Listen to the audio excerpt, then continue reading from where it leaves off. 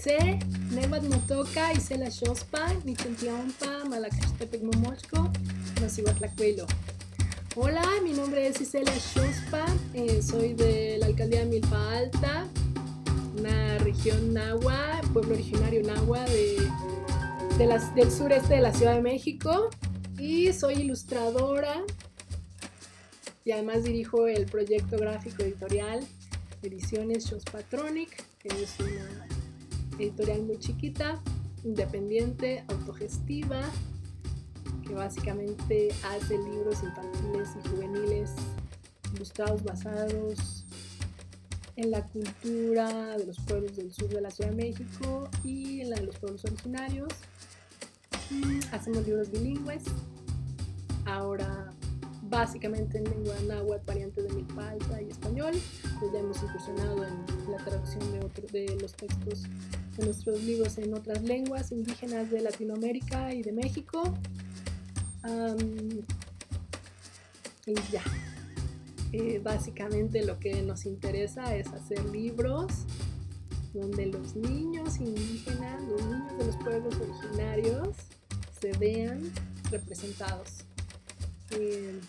Hacemos libros para un público específico, no aspiramos a ser bestsellers ni ediciones gigantescas, hacemos libros pequeñitos, libros muy chiquitos, con mucho cuidado, con mucha responsabilidad y teniendo siempre presente a nuestro lector.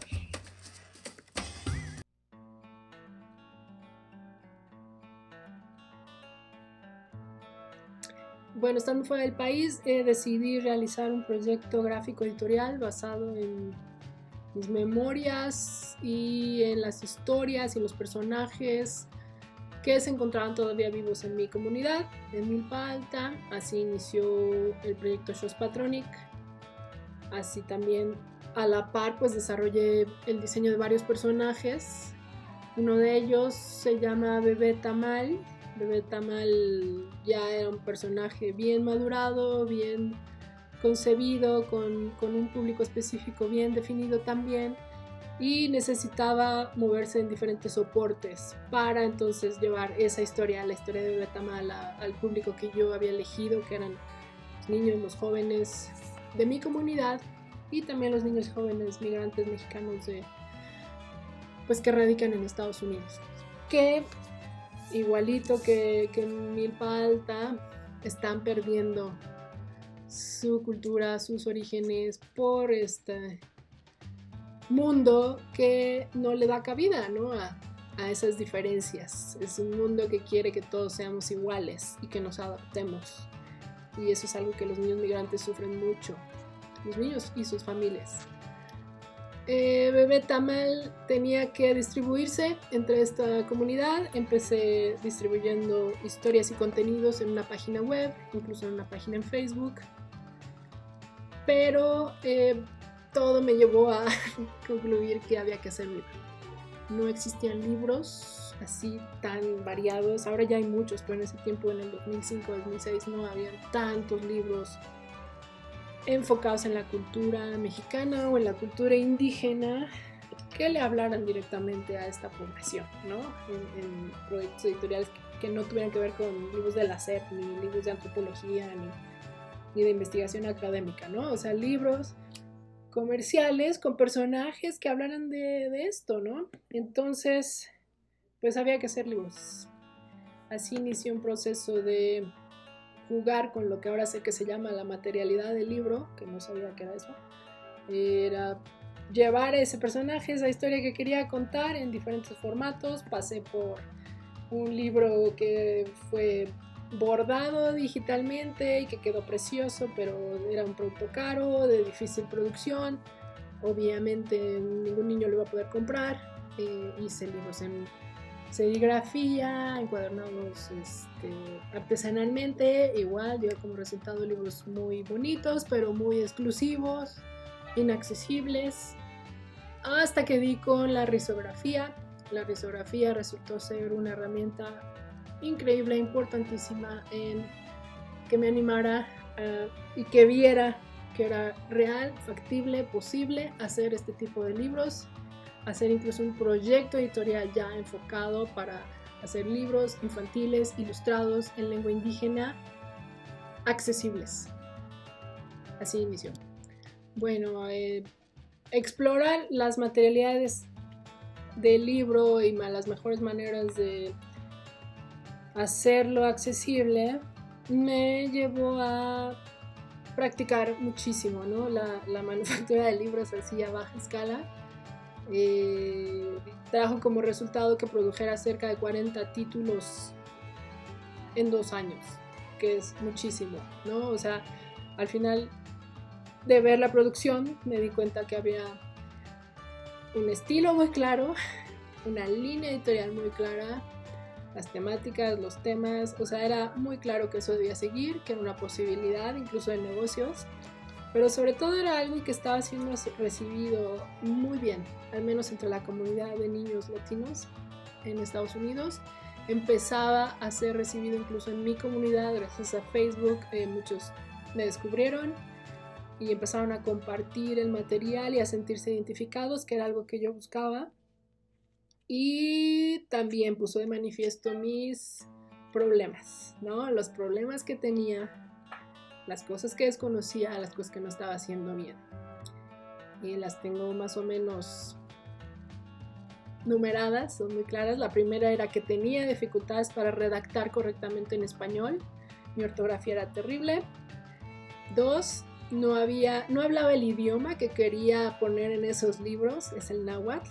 No encontraba fuentes suficientes ni de verdad confiables para hacer traducciones yo misma y no contaba con un traductor que me ayudara. Entonces vi que había que tomar un siguiente paso. El siguiente paso era aprender esa lengua, buscar traductores, involucrarme en la comunidad a la que supuestamente estabas dirigiendo esos libros, que era la de Milpa Alta, y tenía que aprender a redactar correctamente o a buscar a los profesionales que hacen eso. Así encontré la maestría en diseño y producción editorial de la UAM Xochimilco. Supe que era un buen pretexto para volver al país, para volver a mi comunidad, para involucrarme en la comunidad, aprender la lengua, conocer a la gente y ver si de veras lo que estaba haciendo era factible y tenía un eco. La maestría me iba a abrir la posibilidad de tomar en serio la producción editorial, reflexionar, ¿no? Desde la academia, investigar, poner de manifiesto problemas y conflictos que yo veía en la producción editorial local de mi comunidad, porque existe un fenómeno de producción editorial con temáticas y personajes y autores locales. Me interesaba mucho investigarlo, me interesaba pues ahora sí que meterme al círculo, ¿no? Al círculo editorial, y el lugar perfecto para eso era la maestría. Apliqué, tuve un lugar y desde entonces me mudé a México e inició en forma el proyecto editorial Ediciones Shows Patronic, que buscaba hacer ahora sí trabajos en serio, con tirajes más largos, y explorar la posibilidad de que esos libros se distribuyeran de manera gratuita entre la población infantil y juvenil de Milpa Alta, con 2 propósitos muy específicos. El primero era crear lectores locales. Se crean comunidades lectoras cuando tú haces pues libros que cuentan historias con las que se identifican. Esa era mi base para, según yo, voy a crear lectores así, y creo que es posible. Y la segunda era iniciar una cultura literaria, un movimiento cultural literario, no iniciar, más bien involucrarme en la creación en la creación y desarrollo de una cultura literaria local que ya existe desde hace mucho. En Milpa Alta, a mí no se me ocurrió, no soy la única persona que lo hace. Hace mucho que existe eso, no solo en Milpa Alta, en muchas comunidades indígenas existe esa iniciativa, y pues ahí va, ¿no? Ahí va dando sus pasos en la construcción de una cultura literaria.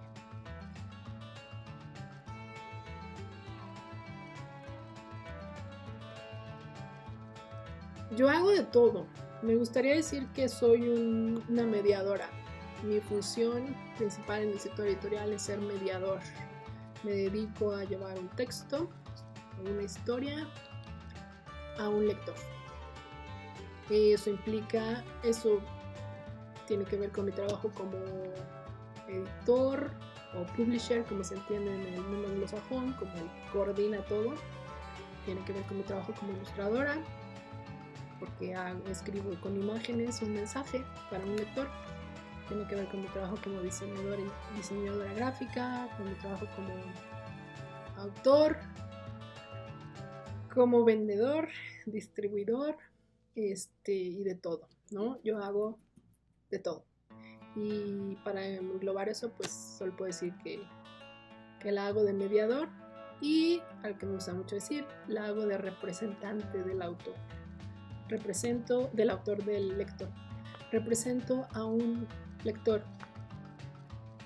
que no se ve en los libros. Eso es lo que hago.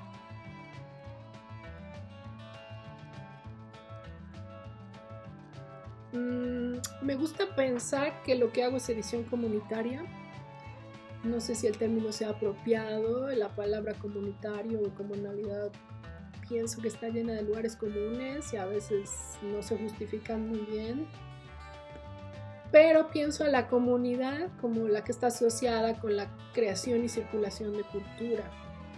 No en el concepto tradicional de cultura, sino en la cultura que se asocia con la libertad, que es el vehículo entre el conocimiento y las nuevas formas de conciencia que permiten la desestabilización de la hegemonía, en este caso la hegemonía editorial.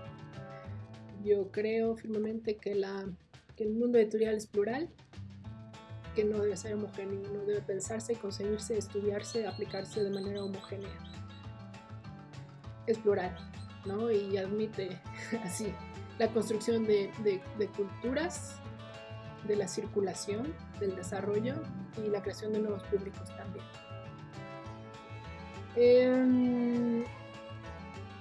Me gusta pensar también que mi trabajo contribuye a la vida social porque todo el proyecto editorial que he desarrollado se ha centrado siempre en el lector. Desde que se inició, ha tenido en cuenta al lector como una persona específica, no como el público en general o no como lo entiende la industria editorial comercial, ¿no? Como un tal lector que va a consumir tal cosa porque la necesita, ¿no? Yo estoy pensando en algo chiquito, muy local y muy centrado en ellos, ¿no? El público infantil, juvenil de Milpa Alta es lo que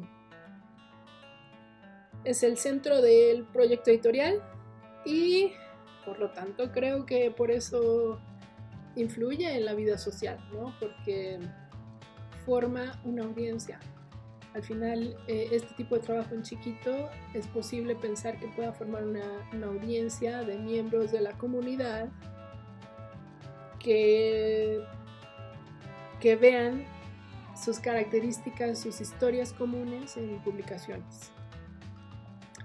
¿Y por qué es importante en la vida social? Pues porque simplemente hacemos libros para los que están excluidos, para los que no tienen acceso al reconocimiento literario, porque divulgamos autores, lenguas, historias y nuevos lenguajes.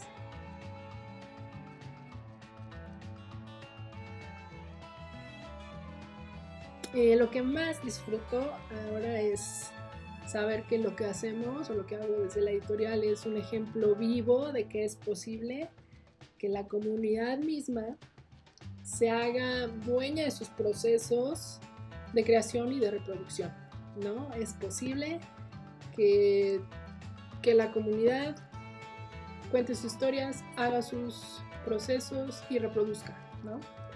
Disfruto mucho las posibilidades del libro, de los textos, de sus soportes, que pienso que es algo que no se analiza con frecuencia, que no se abordan otras materialidades, otras plataformas, otras posibilidades serias, ¿no? Como la oralidad y lo digital. No todo tiene que ser un libro impreso, creo. Otra cosa que disfruto, ya que me he tomado en serio esto de hacer libros y ser editor, pues disfruto mucho el análisis de tendencias, los huecos de oportunidad que se abren cuando decides decir no a lo homogéneo, no a lo que siempre se ha hecho, no a los mismos personajes, no a las mismas historias, no a lo mismo. Y no es en un afán de estar en contra ni oponerse, más bien es un ejercicio por demostrar nuevamente que el mundo del libro puede y debe ser plural.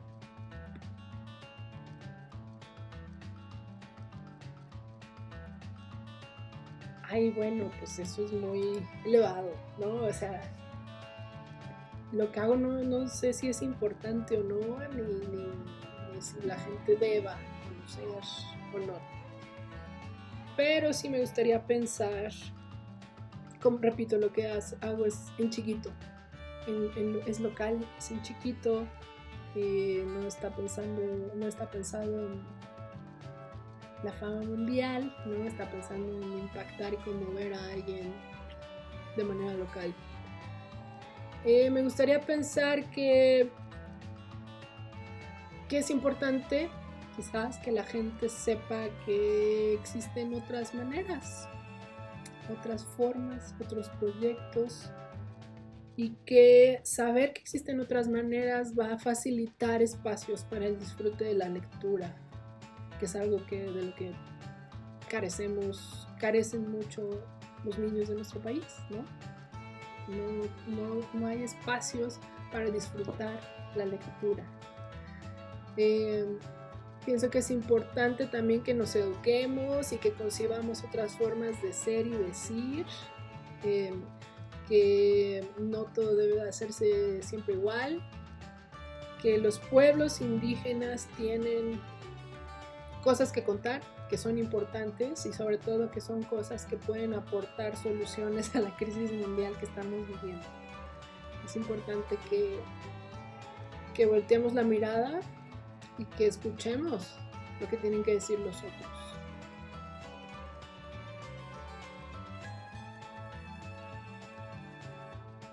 El lugar de los pueblos indígenas en nuestro país pues ha estado secuestrado por el Estado. El Estado editor, ¿no? Quien ha hecho los libros para los indígenas es quien ha dicho quién, qué, cómo, por qué y cuándo leen o no leen los indígenas, ¿no? Este es un problema de fondo en que las clases bajas de nuestro país pues siempre han estado limitadas a cierto acceso a la información, a la educación, persiste la exclusión, se habla de la gente cultivada, de la no cultivada, el libro y la industria y la literatura tienen un aura de ser algo elevado y culto, ¿no? El acceso a la cultura está marcado por la inequidad, por el racismo, por un modelo que sistemáticamente ha excluido a los pobres, ¿no? A los indígenas de nuestro país. Y bueno, yo pienso que el lugar para los pueblos indígenas en el mundo editorial es uno que se debe ganar y ocupar por los indígenas. Y eso pues tiene que ver con que si un instituto de investigación de una universidad publicó algo sobre indígenas, pues eso no quiere decir que los pueblos indígenas tengan un lugar en el mundo editorial. Que una editorial decida hacer un libro para niños en una lengua indígena que hable de un tema indígena, eso tampoco, según yo, no significa que da un lugar al mundo indígena en el mundo editorial. Dar un lugar al indígena en el mundo editorial es que hayan autores, ilustradores, diseñadores gráficos, tipógrafos, correctores de estilo, impresores, vendedores de derechos, abogados de derechos de autor, libreros, conferencistas, especialistas del libro indígenas. O sea, el día que los indígenas estén haciendo todo ese proceso que hace la gente blanca o mestiza, pues entonces en ese momento sí habrá un lugar para los pueblos indígenas en el mundo editorial. Ahora pues nos limitamos a ver otro tipo de presencias, pero más yo creo que lo que hay que hacer es cuestionarnos por qué no existen estos personajes indígenas en la industria editorial. La pregunta tiene que ver porque son tontos, porque no saben, porque no se les ha ocurrido, porque son flojos, porque no son cultivados, puntos. Pues no, más bien es porque ha habido un sistema que nos ha impedido llegar ahí, ¿no? Como recientemente dijo Tenoch Huerta, ¿no? El racismo ha impedido incluso que la gente tenga sueños. Entonces, pues soñar a ser editor no está en el panorama de las comunidades indígenas, ¿no? Es así de fuerte y simple, ¿no? Entonces, pero no todo es malo, no todo es triste y negativo. Creo que los indígenas, el mundo indígena, el mundo feminista, el mundo que tiene que ver con las preferencias sexuales distintas, el afroamericano, el de las minorías, ¿no? Está creando su propio mundo, sus propias publicaciones, sus propios concursos, premios y métodos de validación. Están haciendo un mundo alterno, ¿no? Porque pues el otro siempre los ha tenido fuera y yo creo que hay muchos que inteligentemente han evadido la ilusión del prestigio, ¿no? De, pues como ya me publicó tal Penguin Random House, pues ya soy un indígena validado, ¿no? Por ellos. No, más bien esto va por otro lado. Esta es una postura política y pues incluso se habla de resistir a esos sistemas de legitimización, ¿no? No tenemos por qué estar involucrados en eso porque no fueron pensados en nosotros ni para nosotros. Entonces, pues no hay lugar en la industria editorial y no tiene que haberlo, ¿no? Se están creando y generando nuevos, pienso. Pues pienso que en esta diría que son el objeto de estudio, son el tema de moda, son una clasificación que le puede interesar a cierta clase ilustrada. Ese es el lugar de los pueblos indígenas en el mundo editorial. En nuestro país las temáticas indígenas son en su gran mayoría abordadas por el Estado, por las universidades, por los centros de estudio, por las editoriales independientes que hacen contenidos para que el Estado se los compre, para cumplir con una cuota, ¿no? Aunque existen ya editoriales independientes enfocadas seriamente en la publicación de autores y lenguas indígenas, pues siguen siendo esfuerzos mínimos, ¿no? Poco visibles, que se van abriendo paso, que se resisten y que son resultado de lucha de hace mucho tiempo, ¿no? De los pueblos indígenas que se resisten y luchan y pelean y los matan, ¿no? Y por eso habemos ahora personas que podemos darnos el lujo de soñar en ediciones de origen indígena, ¿no? Pienso que el lugar de los pueblos indígenas en el mundo editorial en México es uno que se hace para educar a la población mestiza sobre pueblos indígenas, uno que se hace desde la perspectiva de un especialista que nos explica, a los indígenas mismos nos explica quiénes somos, ¿no? Y por qué hacemos ciertas cosas. De verdad, o sea, es eso, ¿no? No está hecha para los indígenas, definitivamente. Hay intentos muy fallidos, supongo que hay los que sí han llegado a su lugar y sí han sido estrategias de cambio y de acceso a la cultura, pero no creo que sea pues realista, ¿no?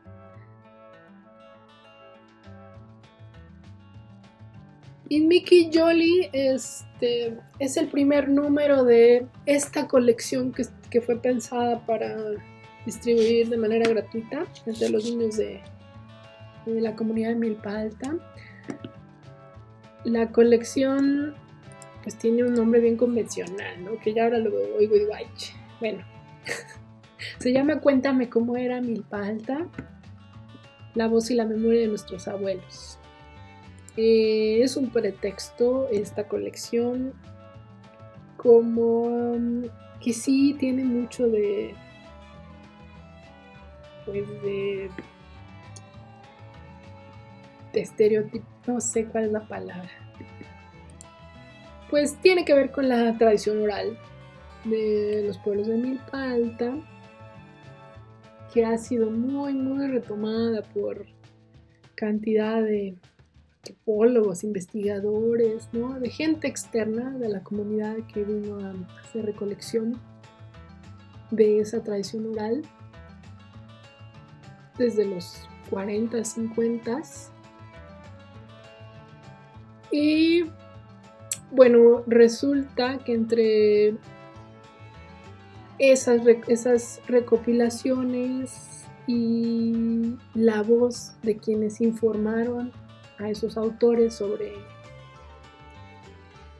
las historias, de muchas de las historias de la tradición oral de Milpa Alta, pues opacaron, minorizaron la voz de, pues, de ese llamado informante, que más bien era pues un autor, ¿no? Una persona que estaba contando una historia desde su perspectiva, desde una herramienta que es muy seria para transmitir textos o historias, que es la oralidad. Y bueno, alguien que vino y que pues lo podía escribir y hacer público, pues lo tomó y se adjudicó el papel de autor, editor, compilador, no sé, ¿no? Yo tengo una postura muy personal al respecto, no la voy a abordar ahora, pero esta colección surgió como pretexto y trae implícito eso, cuéntame cómo era Milpa Alta, porque tiene que ver con la tradición oral, ¿no? Que es básicamente eso, ¿no? Los viejitos y las personas mayores de Milpa Alta, pues te contaban cómo era, cómo es, cómo se explicaban ciertos fenómenos, ¿no? Y bueno, cómo era es porque hace alusión a, pues, a esa pérdida, ¿no? De esas historias, de la tradición oral, de la lengua y de muchas cosas. La voz y la memoria de nuestros abuelos, pues tiene que ver con que ellos son los únicos que la mantienen viva, ¿no? Ellos son los que han resistido años de tratar de homogeneizarnos, de impedir que hablemos la lengua, que sigamos pensando como indios y no querramos aceptar el progreso. Bueno, ellos son los que han resistido con su memoria que esa cultura no se pierda. Por eso tiene ese nombre la colección. Y este primer número de la colección se llama Inmiquilloli, el muerto vivo, que es una historia que yo encontré en un libro publicado en los 40s en inglés por Anita Brenner, que es un libro que yo descubrí en la Biblioteca Pública de Nueva York cuando estaba buscando libros sobre Milpa Alta, porque allá los tienen todos los libros de Milpa Alta están allá. Y yo nunca los había visto aquí en México, ¿no? Ni en la biblioteca pública de mi pueblo. Había visto algunos, pero en fotocopia, ¿no? Allá los vi, encontré este libro que se llama The Boy Who Could Do Anything, un niño que podía hacer cualquier cosa, de Anita Brenner, que empieza diciendo Storytelling en Milpa Alta. Historias de Milpa Alta, es un libro infantil, ilustrado, con historias de Milpa Alta, ilustrado por Jean Charlotte, de los 40s. Y yo decía, ¿por qué los niños de Milpa Alta nunca han visto este libro? Porque yo, de niña, nunca supe esto, porque está escrito en otro idioma que yo no entiendo. O sea, este libro no fue hecho para mí, obviamente, ¿no? Alguien de fuera vino, escuchó a Son historias que Luz Jiménez, un personaje muy importante en la comunidad, le contó a Anita Brenner, y ella vio la riqueza en estos historias, las interpretó y las tradujo al inglés, ¿no? Hizo un libro, muchas ediciones y muchas versiones de esos textos a lo largo de su vida, ¿no? Están ahí disponibles en Amazon y verán, ¿no?, que hay un chorro en inglés, ¿no?, sobre historias de Milpa Alta. Y bueno, dije, no, esto no puede ser, no que no pueda hacer que alguien haga eso, no, sino de que cómo es posible que los niños de Milpa Alta no conozcan estas historias. Entonces había que traerlas de vuelta, había que regresarlas en la manera que se me ocurría, porque es lo que hago, pues era traerlas en un formato de libro, ilustrado. Obviamente tenía que estar en náhuatl, ¿no? Otra vez.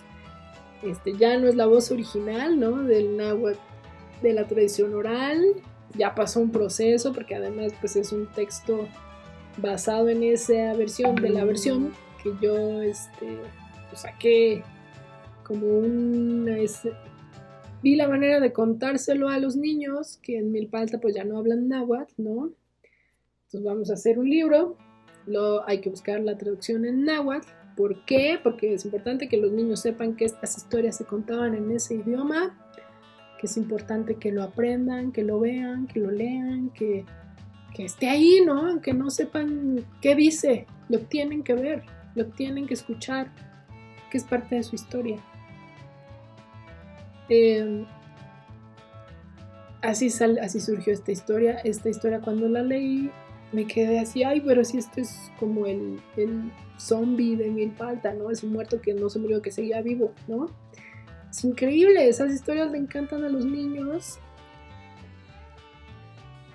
Había que traerlo de vuelta. Así inició esta primera historia.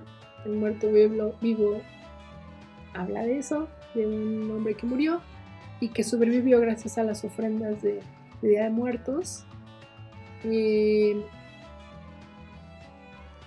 De ahí ya el segundo número de esa colección se llama Incuacuahuetzatzatzini, la vaca chillona, que igual habla sobre un fenómeno sobrenatural, aparecidos, muertos, fantasmas, hechizos, cosas que a los niños les encantan y que en la tradición oral de Milpa Alta pues abundan muchísimo, ¿no?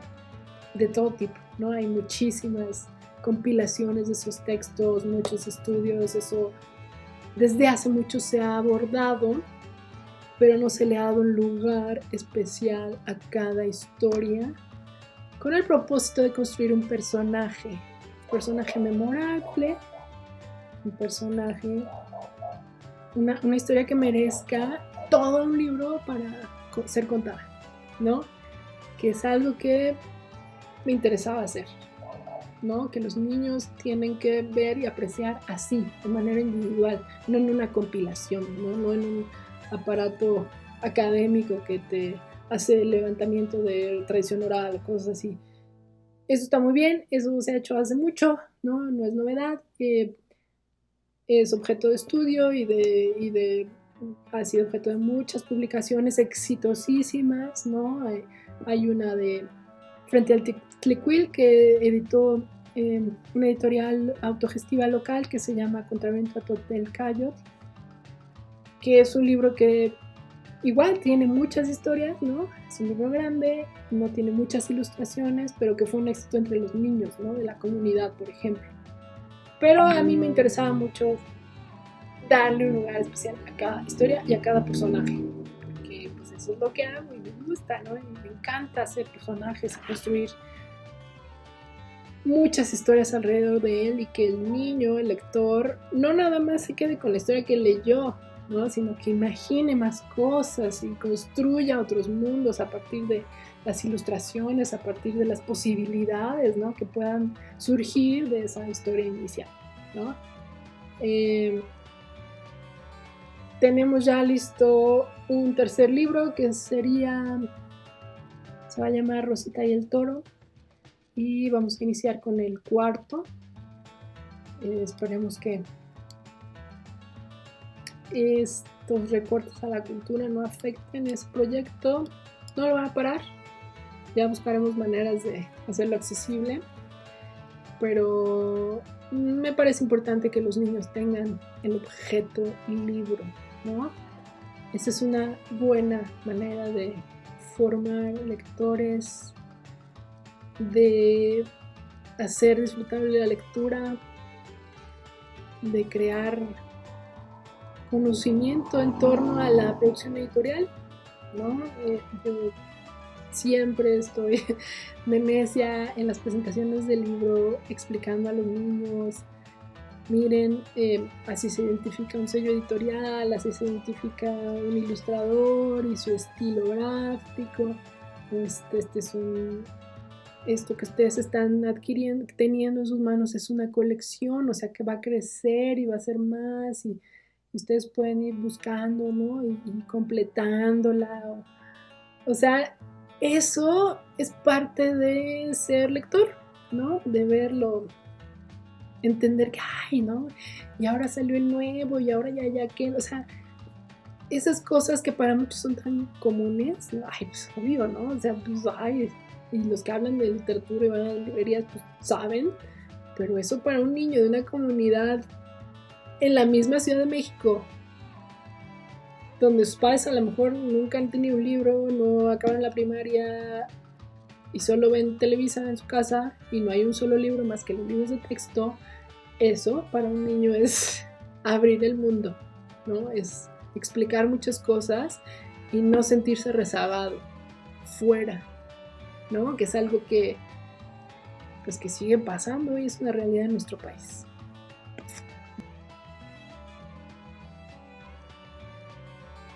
Yo no tengo por qué hablar una lengua indígena, soy indígena porque soy de un pueblo indígena y mis abuelos hablaron esa lengua y no nos la enseñaron, ¿no? Entonces soy producto de un proceso que evitó que lo aprendiera, pero me había topado con que muchas de las convocatorias para jóvenes indígenas, autores o escritores o lo que fuera, te catalogaban siempre como, ¿y qué lengua indígena hablas, no?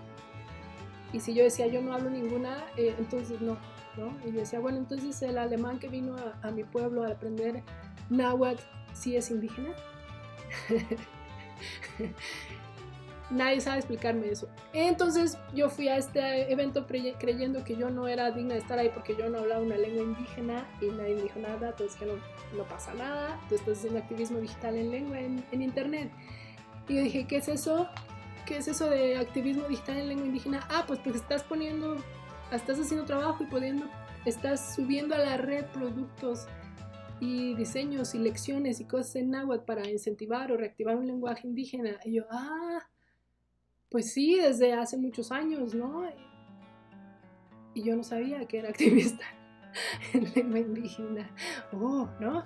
Entonces, fue un evento muy enriquecedor en el que me sentí más que bienvenida, contrario a lo que hacen los profesionales de la edición que discriminan al que no, pues no sabe, ¿no? O es nuevo, o está chavo. No, ahí todos reconocieron lo que hacía, me dieron muchas ideas, me dieron muchos ejemplos de vida, me escucharon mis opiniones, ¿no? Es otra cosa. Y entre esas opiniones, bueno, me tocó un día presentar mi proyecto editorial y decir qué hacía y cómo lo hacía y desde dónde. Y les dije, bueno, hago ilustración, hago edición y el problema que tengo es que no encuentro traductores, ¿no? Porque no hablo la lengua y es difícil, y pues no sé qué hacer. Y todos me contestaron, oye, pues es que aquí todos hablamos y nuestro problema es que no encontramos editores, ¿no? No encontramos a gente que se interese por estos contenidos, que sea también indígena, que entienda lo que estamos hablando y que haga libros y los ilustre. Y de ello surgió decirme, bueno, ¿cómo le hacemos para que ese libro del bebé tamal esté en nuestra lengua y lo podamos distribuir en nuestra comunidad? Ándale, es comunitario tu onda, pues órale, ¿no? Éntrale. Entonces, entré en otra etapa que yo tenía mucho miedo del copyright y de que me fusilaran cosas, porque todo el tiempo se fusilan mis diseños y los usan para otra cosa y hasta comercializan, y pues así está la cosa. En las redes, sobre todo, la gente no tiene una cultura de respeto y de dar crédito. Y decía, ¿cómo que voy a dar mi libro para que ustedes lo reproduzcan y hagan lo que quieran, ¿no? Y dije, bueno, va, ¿cómo se soluciona esto desde esta perspectiva comunitaria? ¿No? A ver, en serio. ¿Y cómo le haces para que tu libro en serio le llegue a los niños indígenas? En su lengua. O sea, una cosa de verdad. Desde la iniciativa privada, desde ser voluntario, desde no cobrar nada por traducir ni cobrar por tu trabajo, ¿no? De edición, de diseño, de todo. Pensé un poquito y dije, va, ¿no? O sea, no me tardé mucho en encontrar la solución y les dije, va a ser un proyecto al que he bautizado con el nombre de intercambio de saberes. Vamos a intercambiar. Yo sé hacer libros, yo sé concebir una historia, un personaje, ya está hecho. Ustedes saben hablar su lengua, ustedes están haciendo este trabajo con sus niños, en sus comunidades, ustedes saben cómo distribuirlo. Va, yo hago esto, ustedes provean la traducción. Así se logró traducir el libro de Bebé Tamal, igual en cerca de 30 versiones en lenguas indígenas de Latinoamérica y de México. Muchos voluntarios se sumaron. Van a ver las versiones en la página web, son descargables, están bajo la licencia de Creative Commons, todas la pueden reproducir como quieran y esos libros sí están llegando a los niños indígenas, de verdad, ¿no? Y se están creando cosas interesantísimas. No de todas me he enterado porque muchos de los compañeros pues no tienen mucho acceso al internet, es difícil, es lento, pero ha habido quienes me han hecho llegar imágenes de historias, una en particular que se fue a Oaxaca, mandó imágenes de una actividad que hicieron en una primaria bilingüe, donde los niños armaron su libro, lo leyeron, el libro de Bebé Tamal, que cuenta la historia de cómo nace un bebé tamal, cómo se hace, ¿no? ¿Qué necesitas? Así de simple. Y esa cosa tan simple, tan básica, que se hace en una hoja doble carta, se dobla, se engrapa y ya está, hizo que los niños pues elaboraran, trajo a la mesa una conversación, ¿no? De los niños que empezaron a decir, pues mi mamá hace tales tamales, ¿no? Y empezaron a tener una discusión en torno a los tamales. ¿Cuántos tipos de tamales hacían? ¿En qué fiestas los hacían? ¿Quién era el encargado de envolverlos? O sea, es un ejemplo vivo de un libro, de un producto editorial con un personaje central basado en la cultura de estos niños. Todos los niños indígenas conocen los tamales. Muchos de los niños indígenas de Latinoamérica los conocen. Los niños mexicanos en Estados Unidos los conocen. Los niños no mexicanos en Estados Unidos conocen y han comido tamales. Y ha sido maravilloso. Ha sido maravilloso ver que pues esa idea loca de que los niños necesitan verse reflejados en las páginas de un libro para ver que sus historias importan, que su cultura importa, que su comida importa, que no tienen que aspirar a hacer algo distinto. Eso se volvió realidad cuando recibí ese correo de ese maestro contándome qué fue lo que había pasado con el libro de Bebé Tamal. Y bueno, hay otras historias. Bebé Tamal es el que más he explotado en ese sentido. Tiene un juguete también, un juguete que no muchos niños tienen ahorita porque no lo he distribuido masivamente, pero se lo he regalado a algunos niños, otros lo han adquirido, y la historia que cuentan sus mamás es de, bueno, ese juguete mi chamaco no lo suelta, ¿no? O niño o niña, porque además no es una muñeca, ¿no? Es un bebé, y un bebé lo cuidan y lo abrazan los niños y las niñas, y se duermen con él, y los ayudan a tener pesadillas. Y es un personaje basado en la cultura indígena, en la gastronomía indígena, en el alimento proveniente de la milpa. Eso es lo que tiene que empezar a hacer la industria editorial mexicana, en lugar de importar títulos, en lugar de ver lo que tiene éxito en otros países, en lugar de ver y comprar los derechos de libros sobre cultura mexicana hecha en el extranjero. Eso es lo que hace la industria editorial mexicana, es muy triste. Pero bueno, habemos proyectos chiquitos que estamos incursionando en eso.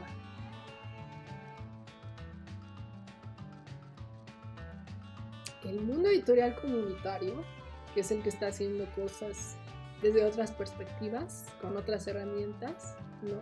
Ese creo que está aprendiendo todas las lecciones y está aprovechando todas las oportunidades. Eso ya se ve, ya está sucediendo, ya se están generando nuevas formas de validar y de identificarse, ¿no? Con lo que se hace. Creo que ya hay incursión de estos sectores de la población en contextos que eran dominados únicamente por el sector editorial, comercial y por el Estado. Entonces, pues creo que los que estamos abajo estamos aprendiendo mucho y somos los que estamos aprovechando y los que siempre hemos tenido en la mira al público lector, ¿no? No como un sector que consume ciegamente, sino como un público real que se identifica con lo que queremos decir. Bueno, hay otros sectores editoriales pues que van a aprender, no sé, ¿no? Espero que aprendan a no depender, en el caso de México, que aprendan a no depender de los subsidios del Estado, ¿no? Que aprendan a no hacer libros por capricho, libros que a ellos les hubiera gustado tener, porque de esto no se trata, ¿no? Hacer libros no se trata de hacer el libro que yo hubiera querido tener, se trata de hacer el libro que va a aportar algo a la humanización del mundo, ¿no? Que le va a dar algo a un lector específico. Entonces, pues eso, ¿no? Los otros, pues yo creo que el mundo editorial comercial no tiene nada que aprender, tienen todas las lecciones aprendidas y se basan en hacer dinero, en recuperar inversiones, lo cual está muy bien. Y esa fórmula les va a funcionar mientras tengan públicos cautivos, con necesidades reales o inventadas que los obliguen a consumir ciertos contenidos, porque solamente así es rentable esto de hacer libros. La verdad es que solamente si estás pensando en un público masivo que está sediento por consumir el libro de moda, solo así se hace dinero, ¿no?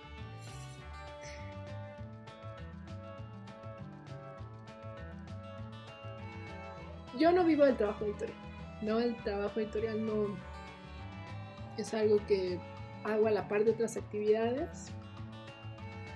Por eso es que, no sé, ciertos sectores sociales no pueden aspirar así en esta cosa que es, ay, voy a ser editor independiente, ¿no? ¿Y quién va a pagar todo, no? O sea, eso cuesta, ¿no? Entonces, pues esto es algo que hacemos algunos necios a la par de otras actividades. Entonces yo estoy acostumbrada, desde que decidí iniciar este proyecto, estoy acostumbrada a hacer el trabajo editorial así todo el tiempo. Así lo he hecho desde que inicié, siempre lo he patrocinado yo, siempre he visto la manera de conseguir los recursos para pagar a la gente que me ayuda, para pagar lo que sea necesario, y pues la gran mayoría del trabajo pues ha salido así, ¿no? Sin remuneración, la verdad. El confinamiento no ha afectado el proceso editorial que tenía programado desde el 19, o sea, ya tengo un grupo de colaboradores que se ha identificado con el proyecto y que me ayuda, ¿no? Que aguanta que les pague cuando puedo conseguir el dinero, pero siempre les pago creo que bien, dignamente, como eso sí, como a mí me hubiera gustado que me pagaran, ¿no? Ahí sí. Y bueno, pues son gente que también puede, ¿no? Que a la par de este trabajo pues tienen otro, ¿no? Porque es algo que uno tiene que ir así, ¿no? sorteando y viendo cómo le hacen. Esa no es la realidad de todos, quiero aclarar. Ese es, pues a lo mejor tiene que ver con mi personalidad, pero no sé. Hay gente que puede vivir bien de estas cosas y que se busca chamba y hace mucho y está muy bien, ¿no? Yo no he podido hacer eso, no me he acostumbrado, necesito enfocarme y lo he podido hacer, ¿no? Porque pues tengo ciertos privilegios que me lo han permitido.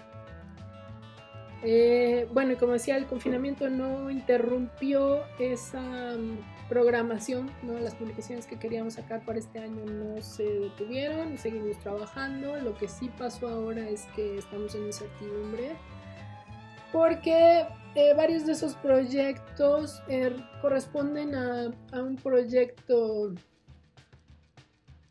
social de la editorial. Nosotros vendemos libros, somos una editorial independiente. Yo hago libros que yo pago y que yo vendo para mínimamente sacar la inversión, ¿no? Pero hay una cosa que tuve muy clara desde siempre y la tengo porque soy de una comunidad donde aprendí esos procesos, los procesos de distribución, de compartir, de comunalidad. Mi abuelo fue comunero de Milpa Alta y no ese comunero que hace tranzas, ¿no? Y que permite que talen ilegalmente o que le consigue chambas a sus hijos, ¿no? En el sector gubernamental. No, era un comunero de verdad, ¿no? Que daban, él y muchos señores de su generación daban dinero, ¿no? Y de su dinero, de su trabajo, de sus terrenos, para que se abrieran caminos, para que hubiera agua, para que no se robaran la madera del bosque, ¿no? Yo vengo de ese contexto familiar. Segundo, toda mi educación en México fue gratuita. Uno se vuelve profesionista gracias a los impuestos pagados por los mexicanos, ¿no? Entonces, todos los profesionistas de educación pública, pues tenemos ese compromiso con la sociedad, ¿no? De devolver esa educación. La otra es que, pues, somos una editorial que apuesta por lo diferente, por el intercambio, por el trueque, por devolverle a la comunidad, por devolver los saberes que los mayores nos comparten, porque pues así es, ¿no? Así es en las comunidades, ¿no? Así es, no es una cosa romántica ni de ay, qué bonito, qué buena eres, no, es una cosa de compromiso social y postura política, ¿no? Es distinto. Entonces, por eso tenemos una línea editorial que quiere, busca y pelea porque se distribuyan libros de manera gratuita entre los niños, pues ahora de Milpa Alta, ¿no? No todos, algunos, aunque sea, ¿no? Aunque sea 1000 o 2000 niños, tengan un libro gratis, bonito, ilustrado, en náhuatl, en español, que cuente una historia de su pueblo, porque en Milpa Alta, por ejemplo, no hay librerías, no existen, las bibliotecas están abandonadas, horrorosas, ¿no? Con gente que no tiene ni idea, que está tejiendo chambritas, ¿no? Así, ¿no? Imagínense. Eso es, o sea, yo no puedo estar haciendo libros para niños si no estoy haciendo eso que se llama socializar el objeto libro. O sea, yo tengo que llevar el libro al público. No se lo voy a llevar en una librería que está a 2 horas de su comunidad, ¿no? Donde el libro le va a costar 300 pesos. No le voy a hacer eso cuando hay una feria de libro donde, pues si nunca has visto el libro, si nunca has ido a una feria de libro, pues no vas a entender mucho, ¿no? Te va a agobiar tanto y te va a agobiar el precio, ¿no? Y sobre todo porque los niños dependen de un adulto que tenga las posibilidades, el tiempo, el ánimo, todo para llevarlo a una librería, a una presentación del libro, a ver un cuentacuentos y todas esas cosas bonitas de las que los niños indígenas y de incluso de los pueblos de la Ciudad de México están excluidos totalmente, ¿no? Entonces, pues iniciamos un proyecto para obtener subsidio gubernamental que está ahí, ha estado ahí desde hace muchos años, asignado a los pueblos originarios, que es de los impuestos de todos, que se usa bien, se usa mal, se usa o no se usa, se pierde, está ahí, ¿no? Para que se hagan proyectos y ha servido con sus problemas, con sus defectos, con sus irregularidades y descontextos, funciona, ¿no? Más o menos, al menos a nosotros nos ha ayudado a sacar adelante una colección y a empezar ese sueño de crear un público lector y una cultura literaria. O sea, yo ya puedo decirles que tenemos niños que son fans, que están coleccionando sus libros, que están esperando el que sigue, que ya saben qué pasa en una presentación del libro, ¿no? Ya, ellos ya pueden ir a la universidad y cuando alguien les dice a qué presentación del libro ha sido y a qué autor conoces y qué editorial, ellos ya saben, ¿no? Porque en su comunidad hay una, ¿no? Y eso es poder, fuerza, ¿no? Es empoderamiento, ¿no? Y es quitarse de dejar a unos fuera, ¿no? De eso. Entonces, por eso estamos en incertidumbre. Tenemos 2 números más de esa colección, de la que ahora en un rato les hablo, que ingresaron a convocatorias este año, durante pandemia. Las ingresamos. No sabemos si la vamos a ganar, primero, ¿no? Segundo, pues a lo mejor hay recortes a cultura, ¿no? Porque no es importante, porque no es primordial, porque hay otras emergencias, yo qué sé, pues nos recortan el presupuesto y así, ¿no? Nos empiezan a quitar y nuevamente, ¿no? Excluir a los que menos tienen acceso de contenidos, de cosas, ¿no? Eso ha pasado, estamos en incertidumbre, nos preocupa mucho que los programas desaparezcan, que los hagan más difíciles, más inaccesibles, nos preocupa en nuestro caso que pues, esta pandemia haga que los subsidios se fueran más caros, ¿no? Sobre todo en la imprenta, nosotros tenemos que imprimimos en offset porque hacemos tirajes largos para que se repartan la mayor cantidad de libros entre los niños y bueno, ya se sube la renta, sube la tinta, el papel, muchas cosas, ¿no? La gasolina, en fin, eso ha pasado, pero no hemos dejado de trabajar. El confinamiento también nos ha ayudado a llegar a más público, quizá porque las personas pasan más tiempo ahora en el internet y se dan tiempo de ver estas cosas, ¿no? A alguien hablar por horas. Qué bueno que pueden hacerlo ahora, que nos da tiempo y pues también por lo mismo hemos recibido muchas invitaciones, ¿no? A foros, a conferencias, a este tipo de espacios, ¿no? Que se abren para promocionar lo que hacemos, lo cual agradecemos muchísimo. La otra es, hemos visto que hay algo que yo le debo mucho a mi audiencia, a los lectores, es que no me he tomado en serio eso de vender en línea nuestros productos. No tenemos distribuidores, yo distribuyo cuando voy a ferias locales u otras ferias independientes, de libro independiente. Y no he podido aterrizar eso de la venta en línea y de enviar por correo libros y confiar en el sistema postal mexicano y de ver si la gente puede pagar un FedEx o esas cosas que son más caras. Eso pues sí reconozco que ha frustrado a mucha gente porque de por sí no hay material y luego lo que hay no hay manera de encontrarlo. Ese es un problema para mí, ¿no? Porque no lo he resuelto, porque él no me da la vida a veces, no me da tiempo, no me lo he tomado en serio, pero creo que ahorita sí lo tengo que hacer, aprovechando que la gente se está acostumbrando a hacer compras en línea, que se está acostumbrando a esperar un paquete. Entonces creo que es el momento ideal para que ya lo hagan, ¿no? Por fin. ¿Qué más?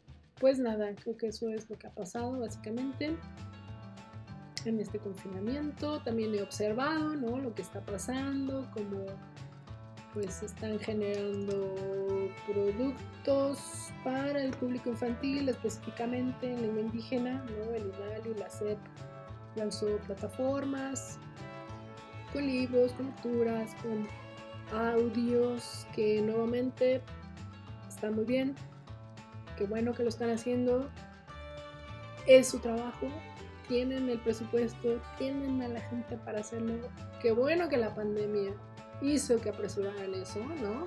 Que voltearan la mirada al mínimamente digitalizar cosas y subirlas y poner atención, pero sigue siendo un trabajo que, insisto, está enfocado a cierto sector. Si es indígena, pues un sector privilegiado, ¿no? El que tiene computadora, internet y tiempo para ver eso, ¿no?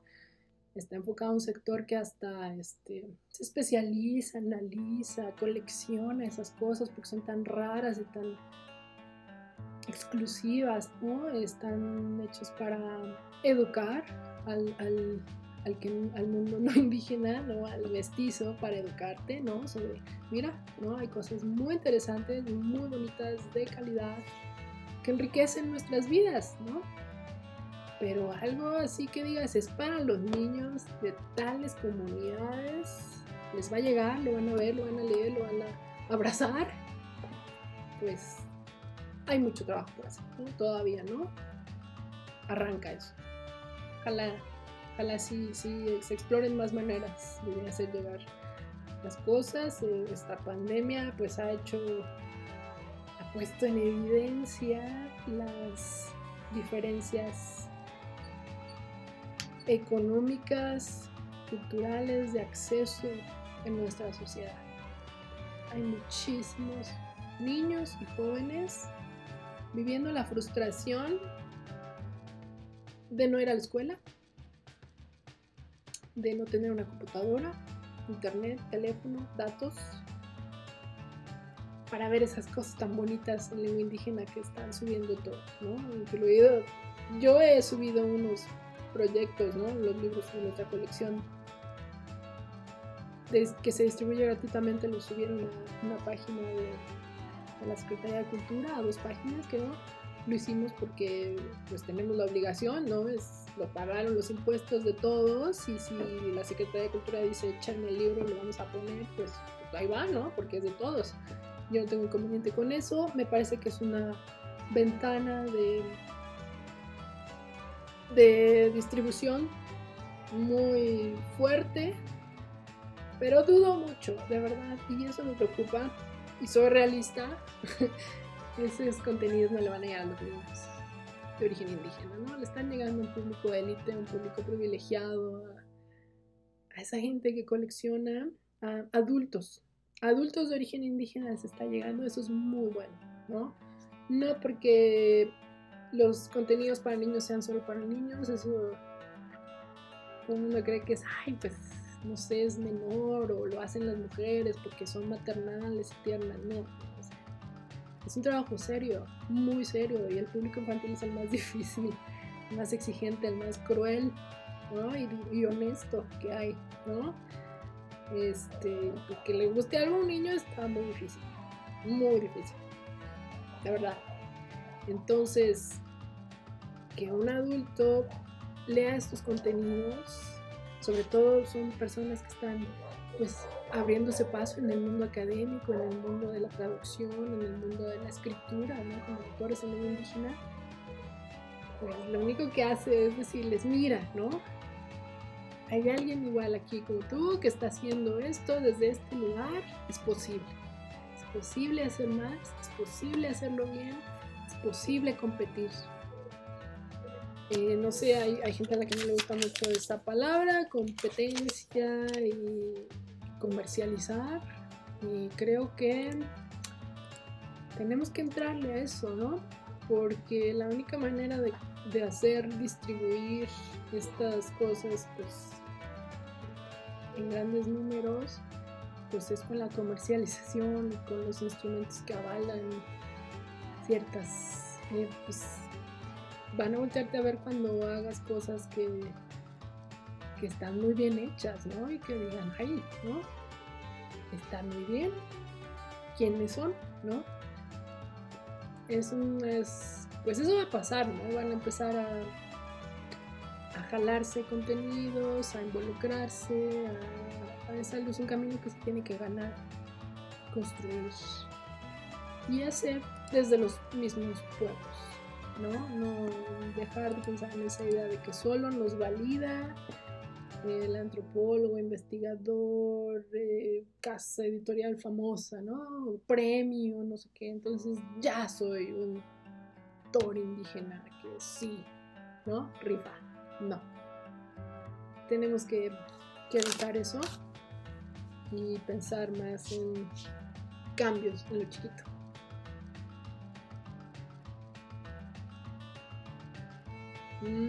No puedo decir una persona porque pues admiro a muchas personas, sus trabajos. Siempre voy a admirar el trabajo de los ilustradores y su increíble capacidad para contar y escribir historias con imágenes. Esa es una habilidad increíble que es muy poco valorada. El ilustrador es un personaje en la cadena editorial que no siempre tiene voz, no siempre tiene crédito y no siempre se le paga, ¿no? Es muy grave.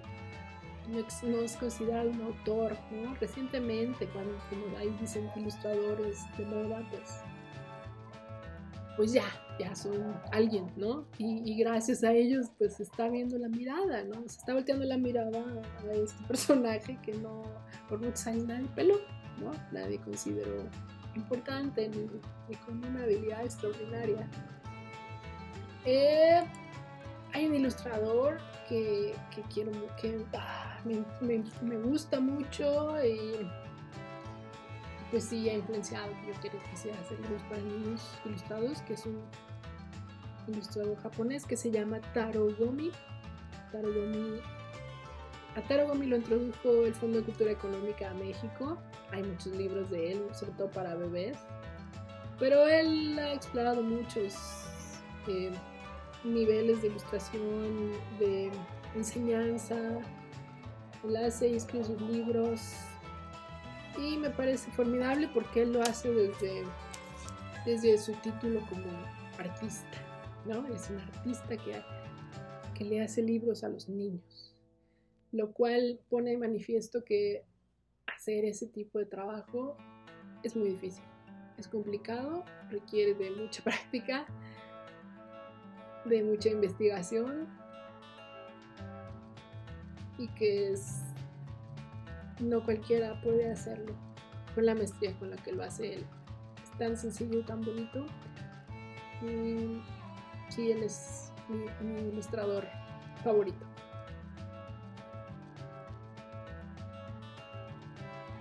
Y creo que eso es todo lo que les quería decir. Disfruten lo que está en las páginas, es para todos ustedes.